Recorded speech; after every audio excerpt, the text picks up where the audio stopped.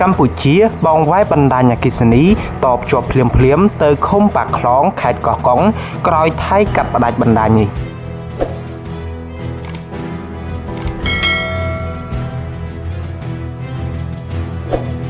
ក្រុមហ៊ុនអគ្គិសនីកម្ពុជានៅល្ងាចថ្ងៃទី13ខែមិថុនាឆ្នាំ2025បានបង្វែរប្រើបណ្ដាញជាតិអនុស្ថានីយ៍ឫស្សីជ្រុំភ្លាមតបជាប់ទៅឃុំប៉ាខ្លងស្រុកមណ្ឌលសីមាខេត្តកោះកុងក្រោយក្រុមហ៊ុនថៃកាត់ផ្ដាច់អគ្គិសនីដែលផ្គត់ផ្គង់ទៅកាន់ឃុំនេះដែលនៅជាប់ព្រំដែនការបង្វែរបណ្ដាញអគ្គិសនីជាតិបានធ្វើឡើងភ្លាមតែម្ដងដោយមិនមានការរាំងស្ទះទេកន្លងទៅលោកកែវរតនៈរដ្ឋមន្ត្រីក្រសួងរាយនឹងធម្មពលបានបញ្ជាក់ថាពេលនេះកម្ពុជាមានអគ្គិសនីគ្រប់គ្រាន់ហើយកម្ពុជាមិនបានយកអគ្គិសនីពីប្រទេសថៃតចូលបណ្ដាញជាតិនោះទេ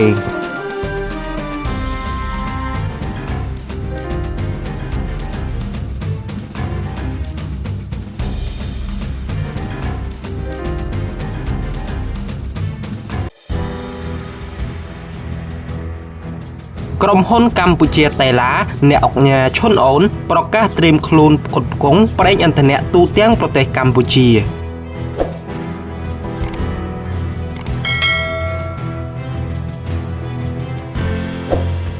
ក្រុមហ៊ុនកម្ពុជាតេឡារបស់អ្នកអង្គការឈុនអូននៅថ្ងៃទី14ខែមិថុនាឆ្នាំ2025នេះបានប្រកាសថានឹងផ្គត់ផ្គង់ប្រេងឥន្ធនៈទូទាំងប្រទេសកម្ពុជាទោះស្ថិតនៅក្នុងកាលៈទេសៈមានការរាំងស្ទះការផ្គត់ផ្គង់ពីក្រុមហ៊ុនផ្សេងក៏ដោយ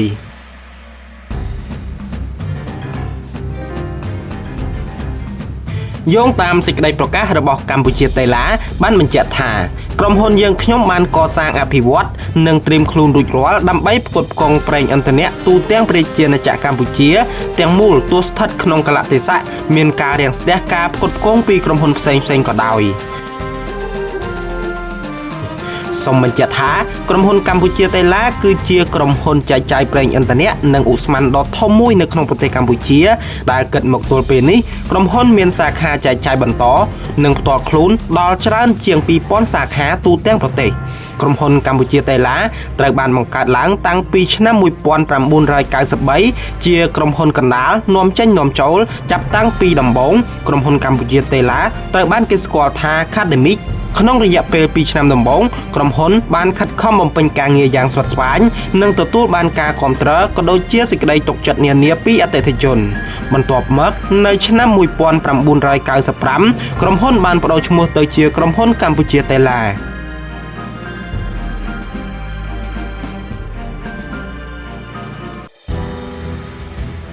ក្រុមហ៊ុនប្រេងឥន្ធនៈមួយនេះមានម្ចាស់ជាជនជាតិខ្មែរគឺអ្នកអង្គការឈុនអូនអ្នកអង្គការឈុនអូនគឺជាអិសរាជជនឆ្នើមម្នាក់ដែលមានជំនាញខ្ពស់ទាំងផ្នែកគំនិតនិងបច្ចេកទេសក្នុងការគ្រប់គ្រង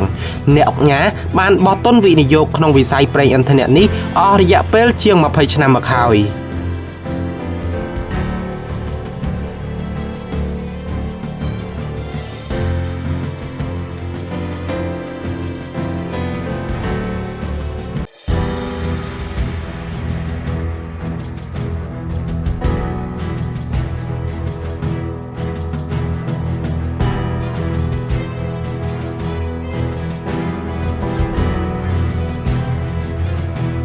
អ៊ីរ៉ង់សងសឹកអ៊ីស្រាអែលដោយបាញ់មីស៊ីលរាប់រយគ្រាប់ទៅលើទីតាំងយោធា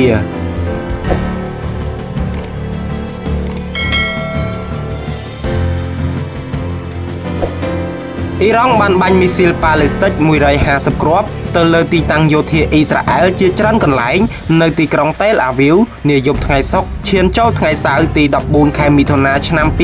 2025ដើម្បីសងសឹកឲ្យមេទ័ពនិងប្រជាជនរបស់ខ្លួនដែលបានស្លាប់ក្នុងការវាយប្រហាររបស់អ៊ីស្រាអែលកាលពីថ្ងៃសុក្រម្សិលមិញផ្ទុយទៅវិញអ៊ីស្រាអែលបានអះអាងថាបាញ់ស្ទាក់គំនិតមីស៊ីលរបស់អ៊ីរ៉ង់បានស្ទើរតែទាំងអស់ចំណែកឯអង្គការសហប្រជាជាតិនិងថ្នាក់ដឹកនាំបរទេសជាច្រើនបានអំពាវនាវឲ្យប្រទេសទាំងពីរបញ្ឈប់ការវាយប្រហារគ្នាទៅវិញទៅមកនិងងាកមករកតុចរចា 24 ម៉ោងក្រោយពីអ៊ីស្រាអែលបានបើកប្រតិបត្តិការវាយប្រហារលើទីតាំងយោធានិងនុយក្លេអ៊ែរអ៊ីរ៉ង់រដ្ឋាភិបាលតេហេរ៉ង់បានវាយបកវិញយ៉ាងចាស់ដៃដោយបានបាញ់មីស៊ីលប្រមាណ150គ្រាប់ទៅលើទីតាំងយោធាអ៊ីស្រាអែលជាច្រើនកន្លែងនៅទីក្រុងតេលអាវីវការវាយប្រហារបកសងសឹករបស់អ៊ីរ៉ង់បានធ្វើឡើងនៅយប់ថ្ងៃសុក្រឈានចូលថ្ងៃសៅរ៍ទី14ខែមិថុនាដែលបណ្ដាលឲ្យស្លាប់មនុស្សយ៉ាងហោចណាស់2នាក់និងអ្នករងរបួសប្រមាណ40នាក់ព្រមទាំងធ្វើឲ្យខូចខាតលំនៅឋានប្រជាពលរដ្ឋយ៉ាងដំណំហើយសកម្មភាពវាយប្រហារនេះនៅតែបន្តមានឥតឈប់ឈររដ្ឋាភិបាលតេហេរ៉ង់ក៏ត្រៀមមីស៊ីលជាង 2000 គ្រាប់ផ្សេងទៀតភ្លាមនោះអ៊ីស្រាអែលក៏បានវាយស្ទាក់គំទេចមីស៊ីលអ៊ីរ៉ង់ស្ទើរតែទាំងស្រុងដែរនេះបើតាមការបញ្ជាក់របស់ឯកអគ្គរដ្ឋទូតអ៊ីស្រាអែលប្រចាំសហរដ្ឋអាមេរិកនៅលើកញ្ចក់ទូរទស្សន៍ CNN ការបាញ់ប្រហារទ្រង់ទ្រាយធំលើកនេះគឺជាការឆ្លើយតបនឹងការវាយប្រហាររបស់អ៊ីស្រាអែលក្នុងទឹកដីអ៊ីរ៉ង់កាលពីព្រឹកថ្ងៃសុក្រទី13ខែមិថុនាដែលបណ្ដាលឲ្យមានអ្នកស្លាប់ចំនួនប្រមាណ78នាក់ក្នុងនោះមានមេទ័ពអ៊ីរ៉ង់3នាក់អ្នកជំនាញនុយក្លេអ៊ែរអ៊ីរ៉ង់9នាក់ព្រមទាំងបង្កឲ្យមានអ្នករបួសជាង300នាក់នៅយប់ថ្ងៃសុក្រទី13ខែមិថុនាប្រជាជនអ៊ីរ៉ង់បានប្រមូលផ្តុំគ្នានៅកណ្ដាលក្រុងតេហេរ៉ង់ដើម្បីគាំទ្រដល់ការវាយបកសងសឹកលើអ៊ីស្រាអែលដោយនាំគ្នាស្រែកថាស្លាប់ទៅពួកអ៊ីស្រាអែលស្លាប់ទៅពួកអាមេរិកដោយឡែកអគ្គលេខាធិការអង្គការសហប្រជាជាតិលោកអង់តូនីញ៉ូគូតេបានអំពាវនាវឲ្យប្រទេសទាំងពីរបញ្ឈប់ការវាយប្រហារគ្នាទៅវិញទៅមកនិងងាកមករកតុចរចាដើម្បីស្វែងរកសន្តិភាពចំណែកឯប្រធានាធិបតីរុស្ស៊ីលោកវ្លាឌីមៀពូទីនបានទូរស័ព្ទទៅប្រធានាធិបតីអ៊ីរ៉ង់លោកម៉ាស៊ូត ផេសេស្គៀននិងនាយករដ្ឋមន្ត្រីអ៊ីស្រាអែលបេនចាមីន នេតានយ៉ាហ៊ូកាលពីថ្ងៃសុក្រទី13ខែមិថុនានេះបើតាមការបញ្ជាក់របស់អ្នកនាំពាក្យវិមានក្រំឡាំងនៅពេលជជែកជាមួយនឹងភាគីអ៊ីរ៉ង់ដែលជាសម្ព័ន្ធមិត្តស្អិតរមួតរបស់ខ្លួនលោកវ្លាឌីមៀពូទីនបានថ្កោលទោសការវាយប្រហាររបស់អ៊ីស្រាអែលលើអ៊ីរ៉ង់ក៏ប៉ុន្តែលោកបេនចាមីន នេតានយ៉ាហ៊ូក៏បានឲ្យដឹងថាលោកពូទីនបានស្នើសុំធ្វើជាអ្នកសម្របសម្រួលដើម្បីបញ្ជាជំនួសសារជាថ្មីនិងបន្ធូរបន្ថយភាពតានតឹងរវាងប្រទេសទាំងពីរជាការរំលឹកថាលោកបេនចាមីន នេតានយ៉ាហ៊ូធ្លាប់បានលើកឡើងថាការវាយប្រហារទ្រង់ទ្រាយធំរបស់អ៊ីស្រាអែលលើអ៊ីរ៉ង់ដើម្បីបង្ក្រាបប្រទេសនេះដែលកំពុងលួចសម្ងំផលិតអាវុធនុយក្លេអ៊ែរនិងដែលជាប្រភពគំរាមកំហែងដល់អាយុជីវិតរបស់ប្រទេសអ៊ីស្រាអែលលោកក៏បញ្ជាក់ថាការវាយប្រហាររបស់អ៊ីស្រាអែលជាកិច្ចការពារខ្លួនទុកជាមុនហើយលោកនាយករដ្ឋមន្ត្រីអ៊ីស្រាអែលរូបនេះក៏បានប្រកាសប្រាប់ប្រជាជនអ៊ីរ៉ង់ថាកងទ័ពអ៊ីស្រាអែលនឹងបន្តវាយប្រហារបន្ថែមទៀតព្រមទាំងបានអំពាវនាវឲ្យប្រជាជនអ៊ីរ៉ង់ទាំងអស់នាំគ្នាបះបោរប្រឆាំងនឹងរបបផ្ដាច់ការជិះជាន់និងគៀបសង្កត់របស់រដ្ឋាភិបាលតេហេរ៉ង់បច្ចុប្បន្ន